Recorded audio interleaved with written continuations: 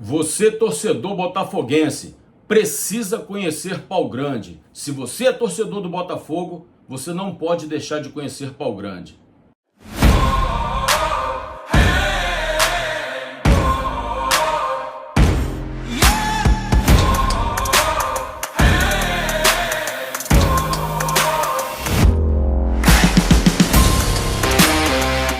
Então, galera botafoguense, mais uma vez com vocês aí trazendo conteúdo acerca do nosso glorioso Botafogo de futebol e regatas. E isso que eu falei aí no início do vídeo é exatamente assim. Você, torcedor botafoguense, precisa conhecer a história do clube para o qual você torce.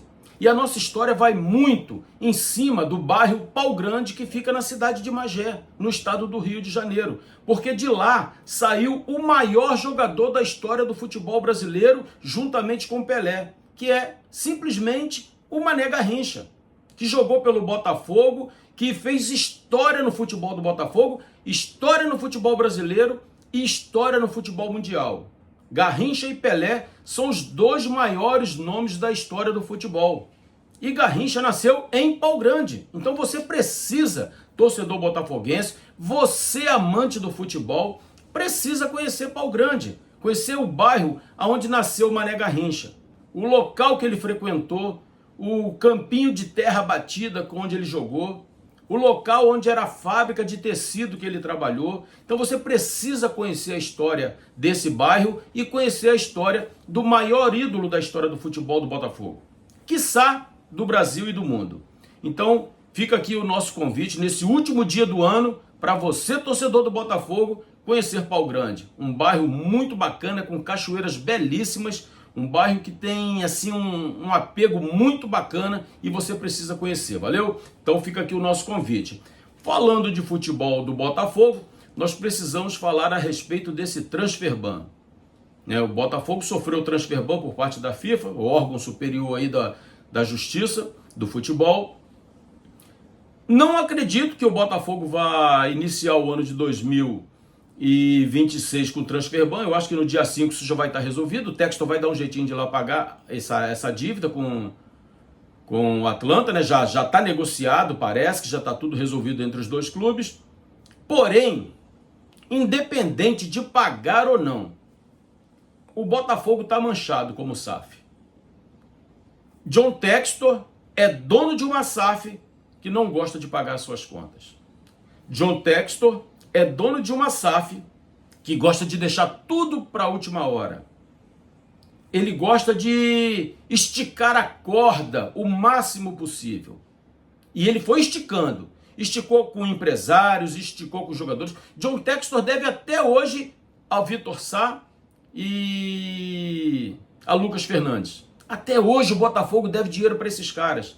Os caras que vieram em 2022 e John Textor continua devendo. Ou seja, é uma SAF manchada pela inadimplência. É essa a SAF do Botafogo. É esse o John Textor. Estica, estica, estica, agora arrebentou. Então, para uma empresa que quer ser séria, que quer ser respeitada, isso não pode acontecer. A SAF do Botafogo está manchada. Está manchada. Essa é a realidade. É por isso que muitos clubes não quiseram negociar com o Botafogo. Clubes medianos, como o Atlético Goianiense, não quis negociar com o Botafogo, porque queria garantia de pagamento, porque a SAF do Botafogo é uma SAF que não gosta de pagar suas dívidas. Esse é o John Textor, que bate no peito, diz que está cheio de dinheiro, mas na realidade ele está manchando o nome Botafogo. E uma empresa sem credibilidade, ela não consegue muita coisa, a menos que pague à vista ou que dê altas garantias, como o Atlético Goianiense exigiu do Botafogo e não quis negociar jogador com o Botafogo. É uma pena que isso esteja acontecendo. Mas nesse último dia do ano, eu não quero me ater a isso não. Essa questão é uma questão chata. Eu quero trazer uma mensagem para você aqui nesse último dia de ano. É uma mensagem de esperança. A gente sabe que o país anda num momento muito difícil, muito complicado politicamente. questões de justiça, que todo mundo reclama, acha que aquilo que está sendo feito não está sendo justo, e sem querer entrar no mérito da política, porque não é essa a minha intenção. A minha intenção aqui é que, apesar de todas as dificuldades que nós vamos ter em 2026, que nós possamos ter esperança de dias melhores. Nós precisamos acreditar que coisas boas vão acontecer. Porque quando você crê dessa maneira, você se sente impulsionado a lutar pelos seus sonhos, a lutar pelos seus ideais. Então, não deixe que a política, que a justiça, que nada daquilo que você classifica como ruim venha te impedir de ter esperança de lutar por dias melhores. Olhe para o alvo, siga a sua intuição, mire um alvo, tenha foco e vá adiante, porque assim você vai ser vencedor. É essa a esperança que eu tenho, é isso que eu nutro no meu coração, de buscar sempre dias melhores. Eu jamais vou perder a esperança, ainda que tudo pareça estar ruim, ainda que tudo pareça estar arrasado, mas eu vou manter sempre a esperança de que algo bom possa acontecer lá na frente. E eu falo isso para a sua vida pessoal, falo para a minha vida pessoal e vamos trazer também para o nosso Botafogo. Estamos vendo um momento complicado no nosso Glorioso, onde as coisas não estão acontecendo da maneira como o torcedor queria, as contratações até agora não aconteceram, é transfer ban, é fama de mal pagador, mas vamos manter o foco, vamos acreditar que o ano que vem pode ser melhor. E assim a gente espera, que a gente possa reviver o ano de 2024.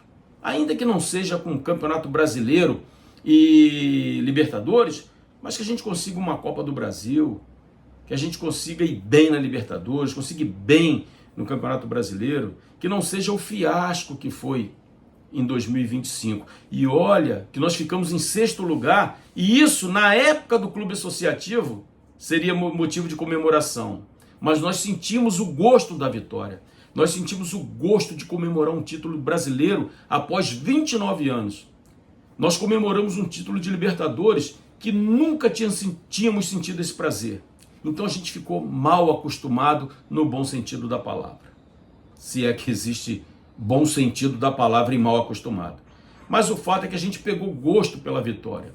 Então foi um fiasco nesse sentido. Porque se fosse na época do associativo, estaríamos aqui batendo palma por ter conseguido um 6º lugar. Mas não é isso que a gente quer viver daqui para frente. A gente quer viver uma fase sempre de conquistas. É fato que nós não vamos conseguir vencer todos os anos. Mas também a gente não precisa oscilar tanto como oscilamos em 2025. Que o nosso ano de 2026 seja muito melhor que o 2025.